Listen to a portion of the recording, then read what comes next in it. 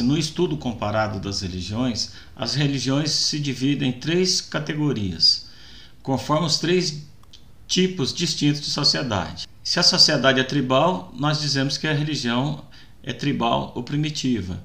Temos a religião nacional e temos as religiões mundiais. Lembrando que as religiões nacionais são aquelas surgidas no país, tipo a Umbanda aqui no Brasil, né? O Candomblé, e que é a síntese religiosas afro-americanas. Nesse estudo nós vamos adotar outra classificação, que é quanto ao conteúdo ou quanto à forma. Quanto ao conteúdo, refere-se aos elementos constitutivos da religião, que é mitos, ritos e símbolos. Quanto à forma, refere-se à maneira de se relacionar com o sagrado.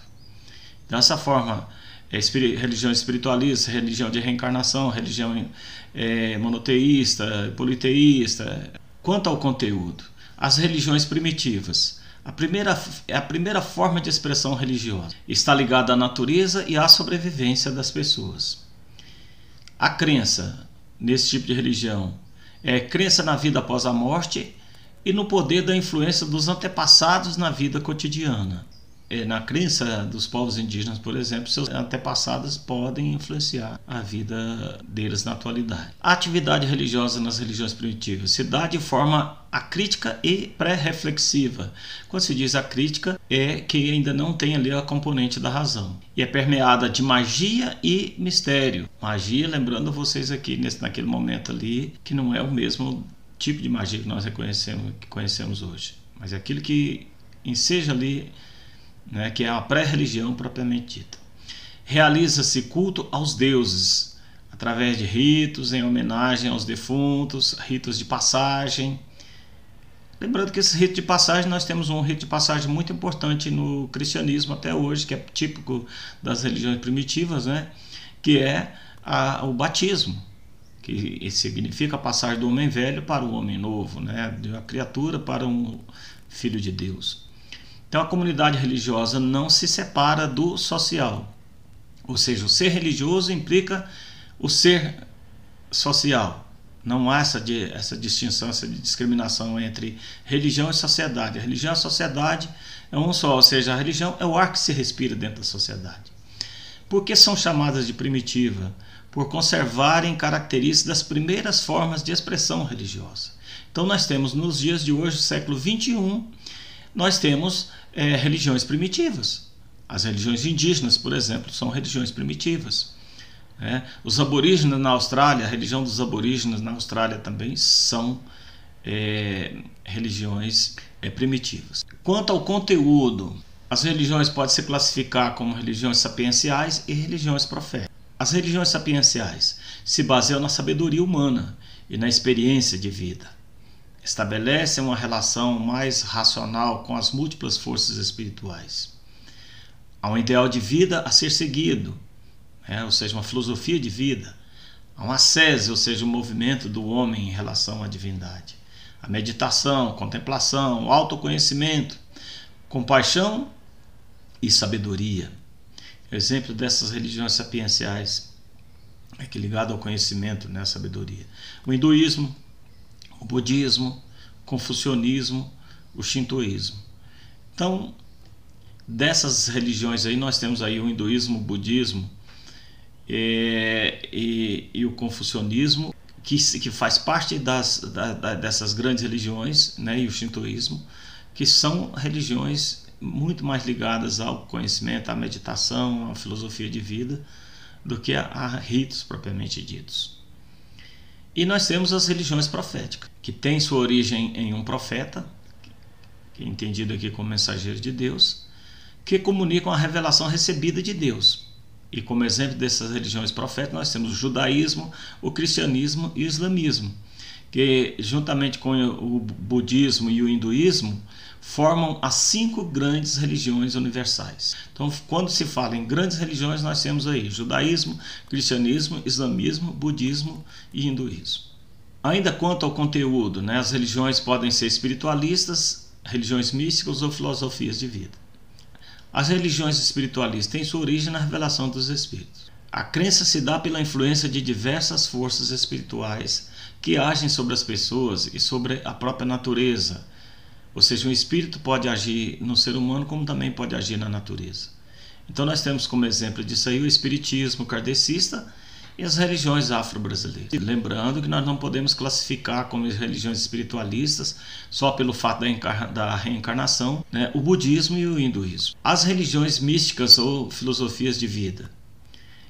As filosofias que assumem a forma de uma crença, que ali ao estabelecer uma tipologia, né, na classificação das religiões, entra como religiões, mesmo sem ter características da religião institucionalizada. Então, as religiões místicas ou filosofias de vida. Nós temos as filosofias de vida, que assumem a forma de uma crença, mesmo sem ter as mesmas características das religiões institucionalizadas, mas são aí estabelecidas como formas de religião. E temos aquelas que são conhecidas por ideais de vida. Implica a fraternidade entre os homens por meio de ensinamentos ético-morais. E aí nós temos a maçonaria, a yoga, o yoga, a Seishonoye, a teosofia, que são formas típicas. Então são formas típicas de filosofias de vida e que surgem na década de 70 e vêm à tona, né, juntamente com a renovação carismática, com o neopentecostalismo e tudo, com a nova era, e se insere aí no campo religioso como se fossem religiões, né? Claro, é evidente que a maçonaria já é algo mais antigo, né? Mas a yoga e a Seishonoye e a teosofia, né, são formas religiosas que surgem e que têm a sua grande visibilidade a partir da década de 70, no âmbito do retorno ao sagrado. As religiões também podem ser classificadas quanto à forma, ou seja, teístas. Nós temos o monoteísmo, que prega a existência de um único Deus. A monolatria, que é um meio caminho entre o monoteísmo e o politeísmo, que se dá pela crença de um Deus único, mas sem negar a existência de outros deuses. Ora, Javé é um Deus acima dos outros deuses. Nesse momento aí nós ainda não partimos para um monoteísmo, mas nós ainda estamos prestando uma monolatria, que nós adoramos um único Deus, porém não negamos a existência de outros deuses. O politeísmo, que é a crença em vários deuses, com funções distintas, cada um tem a sua função ali, né? Principalmente o hinduísmo mostra ali a existência de vários deuses. Tem um Deus acima de todos os outros deuses, depois tem 3 deuses que são reflexos daquele único Deus, e desses 3 deuses são várias facetas aí de Deus, aí um monte de Deus. E é interessante porque eu estava num congresso na Universidade Lusófona, em Portugal, em 2016, e tinha um hindu bem pequenininho, assim, um cara que você não dava nada por ele. Então foi um momento ali que tinha uma mesa redonda, tinha várias pessoas representando várias religiões. E quando ele começou a falar, aí ele falou: olha, na entrada do meu templo, do templo em que eu sou sacerdote, tem a imagem de Nossa Senhora de Fátima. Mas eu vou me antecipar a vocês. Vocês vão, mas por que vocês adoram Nossa Senhora de Fátima? Aí ele falou assim: e qual o problema? Já que a gente adora milhares e milhares de deuses, por que não adorar um a mais? Não colocar um a mais no panteão dos deuses que nós adoramos? Achei muito interessante isso daquele hindu. Então nós temos aí também o panteísmo, em que Deus, o panteísmo, prega a Deus ou uma força divina que está presente no mundo, permeando tudo que existe no mundo. Ou seja, tudo é Deus. O universo, a natureza e Deus são a mesma coisa.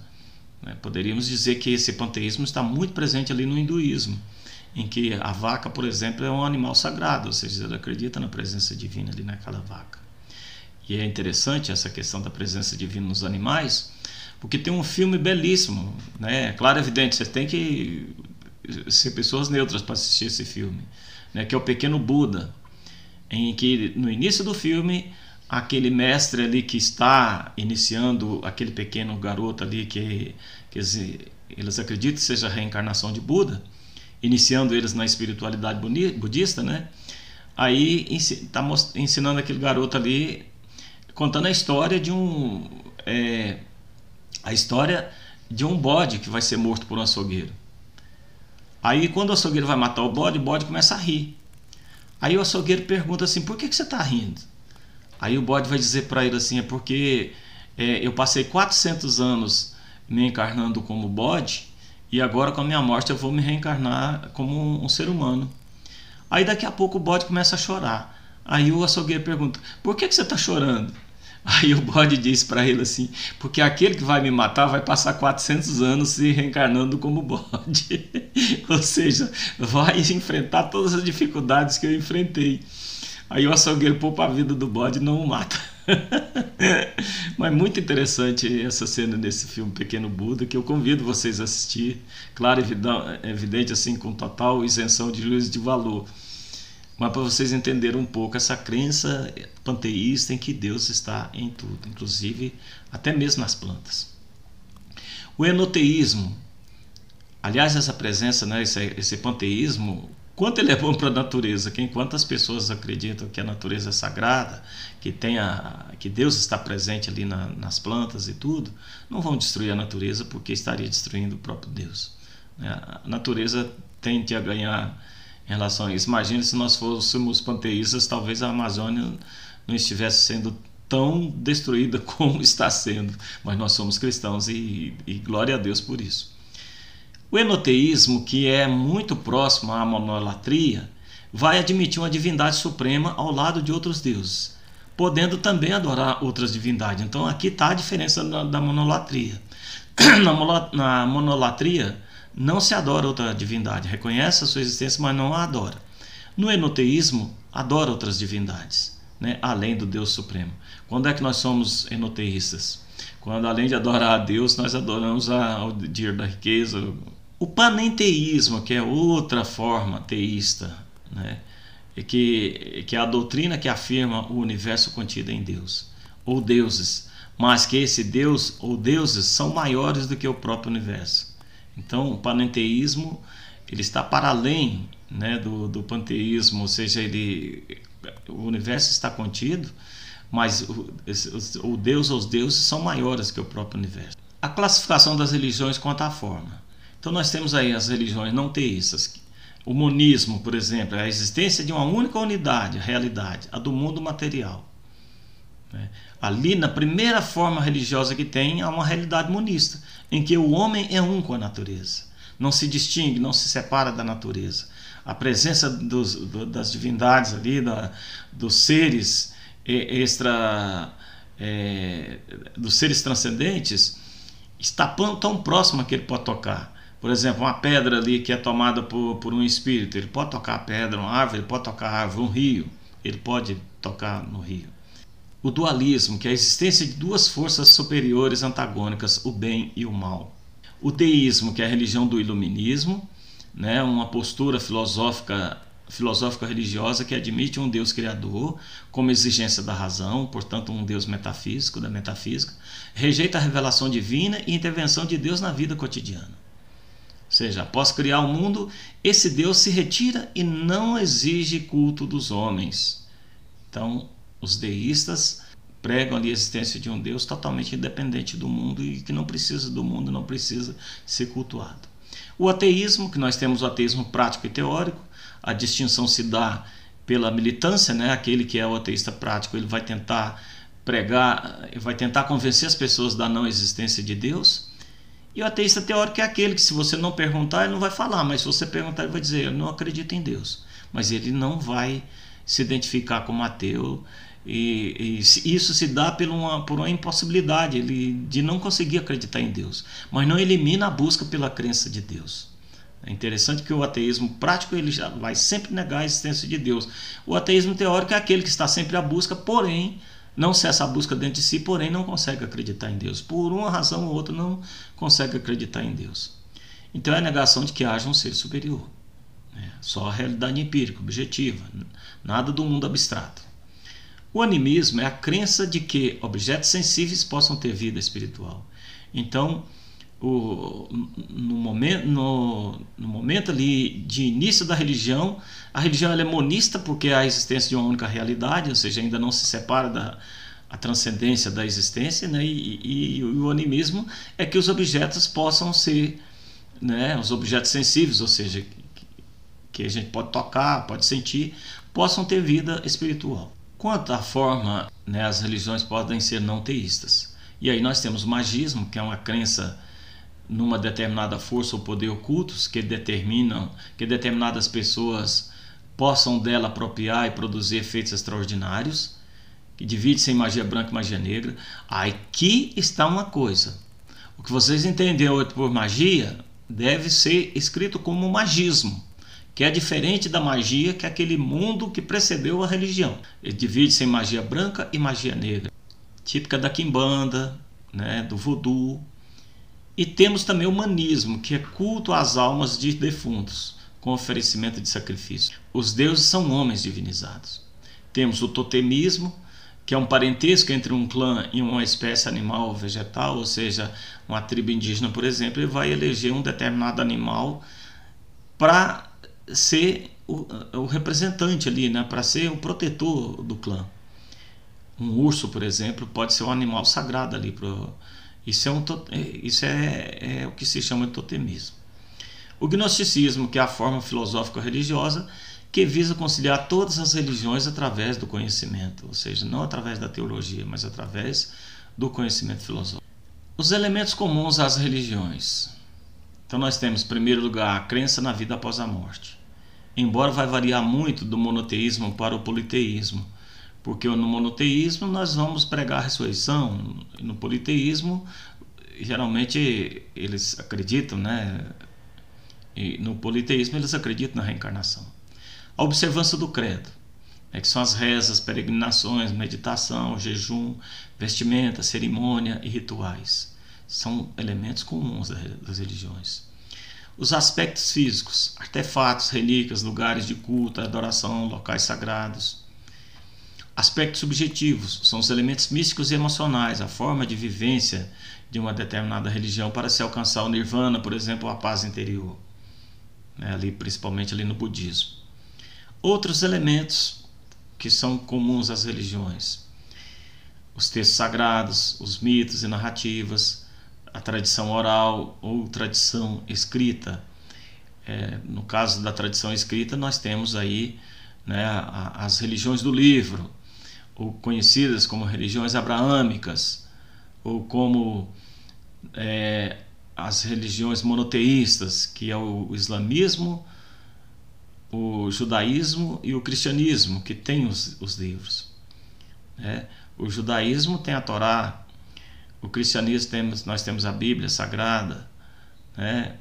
O islamismo tem ali o Alcorão. Então, por isso são religiões do livro, são textos sagrados, mas e com mitos e narrativas. Isso pode fazer parte da tradição oral ou escrita, ou seja, tem religiões que têm seus textos sagrados, mas não são escritos, né? Que tem seus mitos e narrativas que não são escritos, são passados de geração a geração, de pai para filho, e assim sucessivamente. A institucionalização e a organização religiosa. O surgimento da religião se dá sempre a partir da experiência religiosa. Já vimos isso anteriormente. A partir da experiência religiosa que os discípulos de Jesus tiveram com ele, nasceu o cristianismo. A partir daquela experiência religiosa que Siddhartha Gautama teve, ali da iluminação, nasceu o budismo, e assim por diante. O que constitui a religião? É a resposta do homem à experiência de um encontro com o sagrado. Então vai formar a religião. A resposta a essa experiência que teve, ou seja, a tendência a perpetuar-se, a cotidianização de um culto, por exemplo. As consequências disso são as formas religiosas institucionalizadas, que vai surgir, que é o desenvolvimento de organizações, práticas rituais, crenças e valores que colocam o homem em relação ritual com o sagrado. Ou seja, eu tenho a experiência com o sagrado e sinto necessidade de manter a relação com esse sagrado. E a relação, ela geralmente se dá pela linguagem simbólica, através ali dos símbolos, né? E dos mitos, dos ritos e tudo, e que vai se perpetuar e formar uma religião. A religião institucionalizada, ela tem duas variantes: a instabilidade e a estabilidade. A religião institucionalizada, embora surja da experiência e como resposta do que se teve essa experiência, uma vez estabelecida, não apresenta respostas seguras e permanentes, ou seja, não apresenta plausibilidade. Não vai convencer as pessoas. Nesse caso, a vida e o pensamento humanos ultrapassam o nível institucional, Ou seja, as próprias pessoas se sentem mais importantes do que a experiência que teve o próprio Deus no qual teve uma experiência. E aí essas religiões tendem a desaparecer, essas formas religiosas tendem a desaparecer. Porque aí o autor da religião ali, ou quem está querendo fundar aquela religião, se sente mais importante daquilo que ela representa. A estabilidade da religião se dá. O conteúdo da experiência religiosa ou do fundador, né, religiosa do fundador ou fundadores, será decisivo. Ou seja, vai haver aquilo que o Max Weber chama de rotinização do carisma, que é tornar algo constante. Vou citar aqui como exemplo, porque é uma experiência que eu tive muito marcante, porque passei muitos anos naquela paróquia, inclusive como diácono, né, na paróquia São Pedro. O padre Márcio Anastácio ele teve uma revelação. Olha, Deus, ele diz assim, né, Deus me revelou, na sexta-feira eu tenho que celebrar uma missa, isso da semana de Pentecostes, que já ocorreu na São Pedro. Na sexta-feira eu tenho que celebrar uma missa e consagrar uma vela ao Pai. No sábado, consagrar a vela ao Filho. No domingo, consagrar a vela ao Espírito Santo. E no momento de aflição, a pessoa vai acender aquelas velas e a graça vai ser alcançada. Ele contou isso para as pessoas. No ano seguinte, ele já celebrou a missa. E hoje nós temos as velas de Pentecostes. Ou seja, essa rotinização do carisma, que Max Weber explica é exatamente isso. Ele tornou público a revelação que teve, depois objetivou, ou seja, tornou concreto isso aí, né, celebrando de fato as 3 últimas missas da semana de Pentecostes, consagrando a vela ao Pai, ao Filho e ao Espírito Santo, e hoje as velas de Pentecostes se tornou algo fabuloso aqui em Brasília. Então, há uma continuação, né, sob a forma alterada da experiência religiosa original. Ou seja, a experiência religiosa original que ele teve ali, dessa revelação, já se dá de forma alterada, ou seja, já houve acréscimos de outras coisas ali para poder objetivar isso aí e tornar, né, definitivo aqui, isso aí. Então, a rotinização do carisma se dá dessa forma. Ou seja, a pessoa tem uma revelação, depois essa revelação ela vai tomar corpo, vai ser alterada ali de forma a ter todo um ritual, né, para conduzir aquele momento ali, e esse ritual é a própria missa, e vai ali tender a se perpetuar. O processo de institucionalização da religião se dá no nível do culto, nível intelectual da pessoa, e no nível organizacional e religioso, nível da organização e religião. Nível do culto. O culto é representação da experiência religiosa, ou seja, essa representação, a tendência é a repetição daquela experiência religiosa. A missa, por exemplo, é uma repetição da Quinta-feira Santa, da ceia do Senhor. É a reunião de gesto, palavra e simbolismo, expressão de sentimentos, atitudes e relações com o objeto sagrado e com as pessoas. Começa de forma espontânea até padronizar-se na forma da liturgia. Foi o que aconteceu com o cristianismo. Espontaneamente ali eles se reuniam na casa de um e de outro, nas catacumbas, e depois forma-se a religião, forma-se o templo e ali padroniza-se a liturgia. No nível intelectual, a expressão intelectual da religião ela se divide em 2 formas: mítica, que está ligada ao mito, e racional, que está ligada a doutrinas, a dogmas e tudo. O mito é a forma mais simples, né, que tenta explicar a natureza, os deuses e os cultos. A doutrina propõe um conjunto de princípios básicos ao sistema religioso, já é mais complexo. No nível de organização religiosa, a superação de uma religião arcaica, primitiva, difusa, que é o que nós vamos ter, né, que é um processo de organização ali, de racionalização que acontece na religião, até chegar à religião da forma organizada que nós temos hoje.